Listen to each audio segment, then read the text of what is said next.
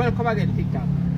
Well, today I'm just going to talk about my electric charger. It has finally come after a number of months. So we have gone through now, and it has now been finally installed.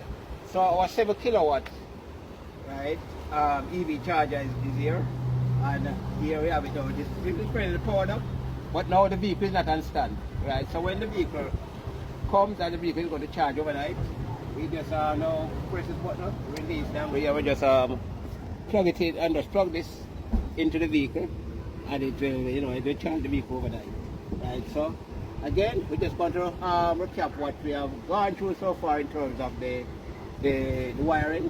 So this is our XLPE, a 3-core 60mm XLPE, and here it is, we terminate our XLPE in our isolator here, right, with our glands there.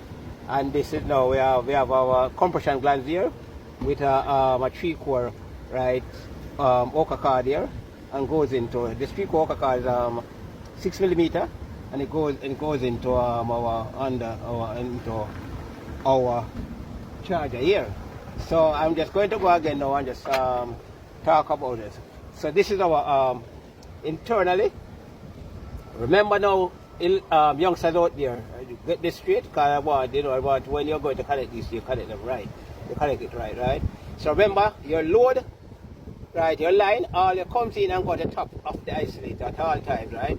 Your load comes out at the bottom and goes to your equipment. So this is it, right?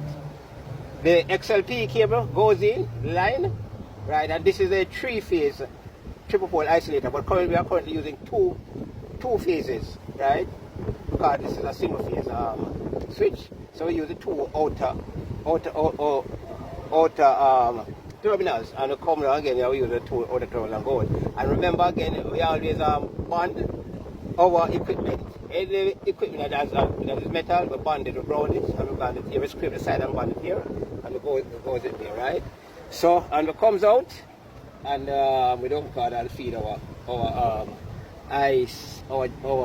charger here, right? And this is the stand now for it. And what we have done, we have gone through and just put a covering over it, right? Just to shield it from the from the water here. But this isolator, remember we call it this isolator. This kind of isolator, Britain, United Kingdom, and it's in North America. The National Electrical Code, we refer to it as a disconnect switch, right? So it's a 60 amp, 240 volt, right? You see disconnect switch. Here it is, here, and this is now our card. So we see how far now our length is this around. So when the charger is here now, we can can drive out, and we can go and charge our charger. Here, alright. All in all, well, we have about 3 more of these to put up. It's around, right? It's around. But about 3 more. Because, this agency, this agency is leading by example. Right? We are energy conservation is concerned. Right, so we're trying to. We have a number of fossil fuel vehicles in our fleet, and we try to cut that in half. Right, the fossil fuel vehicle for the agency in half. I'm coming. Right. Yeah. So that's it for today. Where electric charger is concerned, and remember, well, you can get in touch with us, Sparky Electricians, in case you have any for your commercial property or your home, and you can consult us. But remember, before go ahead and install any of these any electric charger, ensure your electrical wiring is up to date, it's up to standard. It can take the added load, because in some cases, right, the capacity might not be there to accommodate a new charger.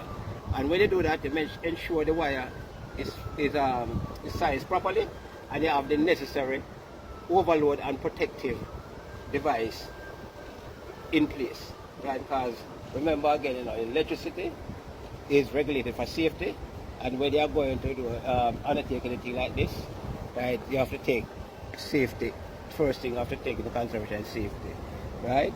So that's it, because so do the right thing. Consult a licensed electrician, a licensed electrical inspector, and have the do the necessary assessment of the property and to see that if you can accommodate. If you cannot accommodate it, you might have to just upgrade your electrical wiring. And remember, if you have a 110 at home, you cannot do this.